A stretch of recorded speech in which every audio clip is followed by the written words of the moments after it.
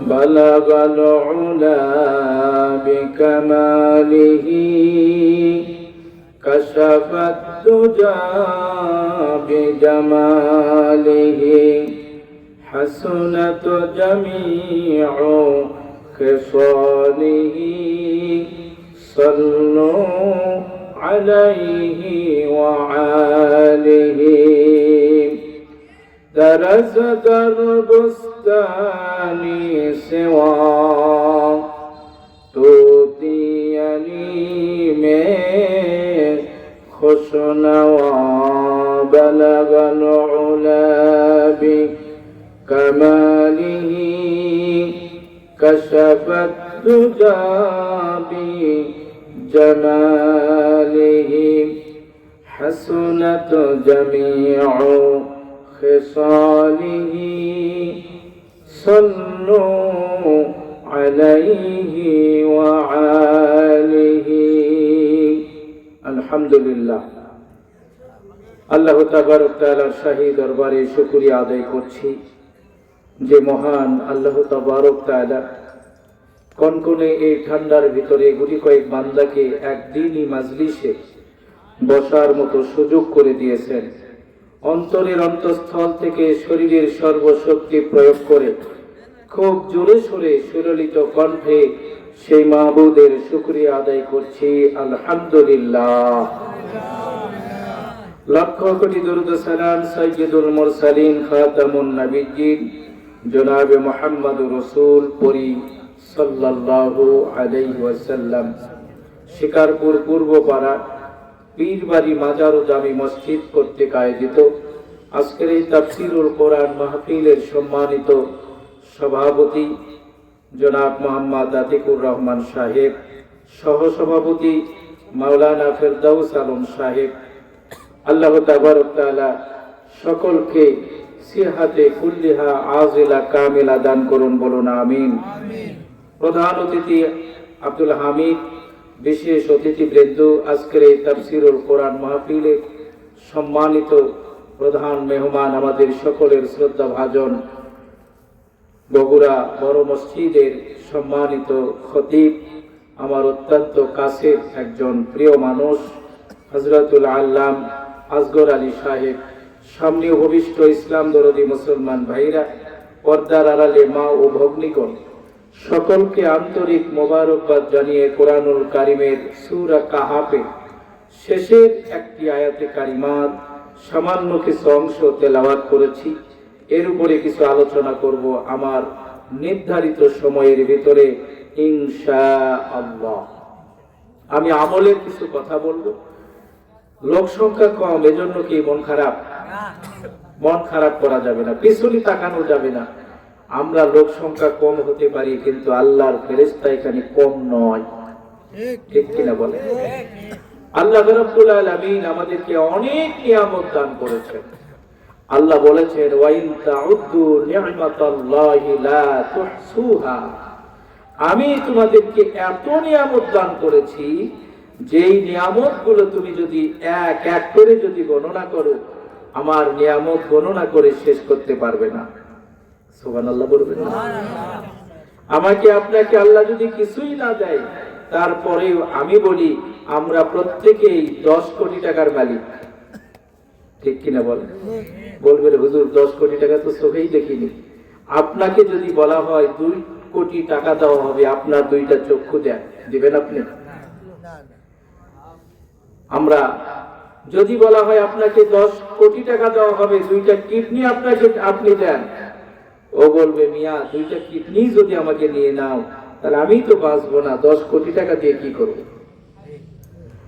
আমার ভাইরা, আল্লাহ রাব্বুল আলামিন আমাকে আপনাকে এত নিয়ামত দান করেছেন, যে নিয়ামতগুলো আমি আপনি যদি এক এক করে গণনা করি, আল্লাহ রাব্বুল আলামিনের অসংখ্য নিয়ামতগুলো আমরা গণনা করে শেষ করতে পারবো না।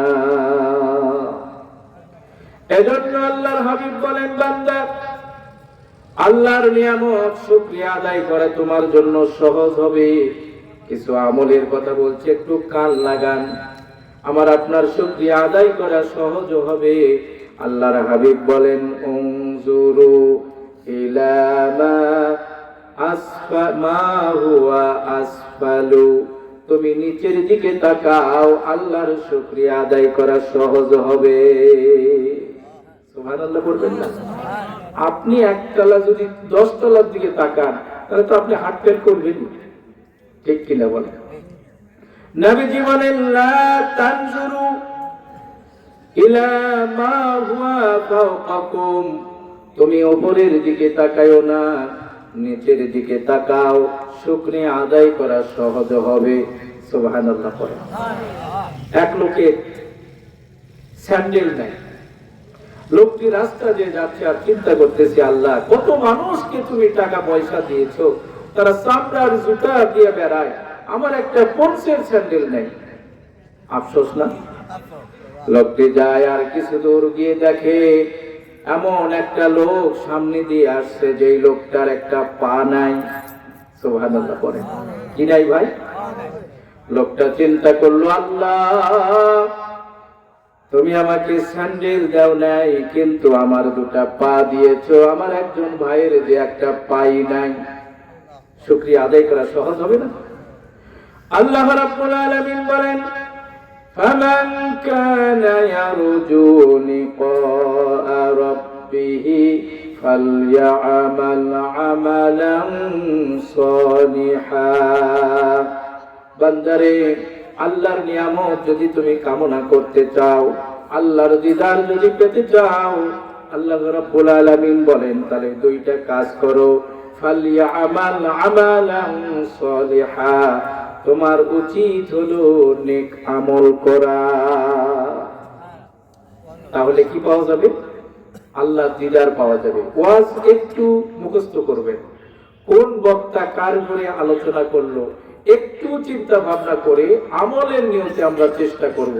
আল্লাহর দিদার পাবো দুইটা কাজ করলে। কয়টা কাজ? এক নাম্বার কাজ হলো ফালইআমাল, তার উচিত নেক আমল করা।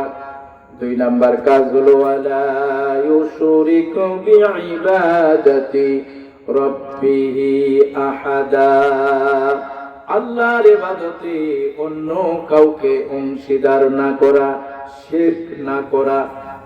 আমরা নামাজের ভিতরেও শিরক করি, দানের ভিতরেও শিরক করি, হজের ভিতরেও শিরক করি। আল্লাহ বলেন না, আমার ইবাদতের ভিতরে কাউকে অংশীদার করা যাবে না। ইবাদতের ভিতরে নামাজ পড়তে পড়তে আমি কেমনি শিরক করি, এ সম্বন্ধে আলোচনা করব ইনশাআল্লাহ। আল্লাহ রাব্বুল আলামিন বলেন নেক আমল করো, নেক আমল করলে আল্লাহ দিদার পাবে। নেক আমল কোনগুলো এটা আমাদেরকে আগে বুঝতে হবে, ঠিক কিনা? যেই কাজের জন্য সওয়াব আছে, সুবহানাল্লাহ বলেন, যেই কাজের জন্য কি আছে? সওয়াব আছে। ওই এক ভিক্ষুক একজনকে বলতেছে, তুমি কি টাকা এমনি দাও আমার? আমি চিন্তা করলাম, বাপরে, ভিক্ষুক কয় টাকা কি এমনি দাও, কিছু পাও না? আমি চিন্তা করলাম, ভিক্ষুক এই কথা কেন বলে? কয় মিয়া, তোমরা সওয়াব যদি না পাইতে তাহলে আমাদেরকে কি তোমরা টাকা দিতে? সুবহানাল্লাহ বলে। আর কথা যুক্তি নাই? আমরা কত কষ্ট করে টাকা উপার্জন করে এই টাকাগুলো ভিক্ষুকদেরকে দেই, গরিব মানুষদেরকে দেই, যাকাত দেই। কেন ভাই দেই? ভাই সওয়াব পাওয়ার জন্য। তাহলে ভিক্ষুকের কথারও যুক্তি আছে যে টাকা কি এমনি আমাকে দাও মিয়া, সওয়াব পাও না তোমরা? আল্লাহু আকবার। আল্লাহ রাব্বুল আলামিন বলেন নেক আমল করো। নেক আমল যদি করো, ভালো কাজ যদি করো, আল্লাহ রাব্বুল আলামিন কুরআনুল কারীমের ভিতরে ঘোষণা করছেন, মান আ'রাদা আন যিকরি ফাইন্না লাহু মাঈশাতান দনকা। সূরা তাহা 124 নম্বর আয়াতের ভিতরে আল্লাহ বলেন, মান আ'রাদা আন যিকরি, যে ব্যক্তি আমার স্মরণ থেকে, আমার জিকির থেকে, আল্লাহর এই কোরআন থেকে মুখটা ফিরাইয়া নিবে, আল্লাহ রাব্বুল আলামিন বলেন তাকে দুইটা শাস্তি দেওয়া হবে। একটা শাস্তি হলো দুনিয়াতে, আর একটা শাস্তি পরকালে। নাউজুবিল্লাহ পড়বেন না? আমার কথা বুঝতেছেন? একটু কান লাগা।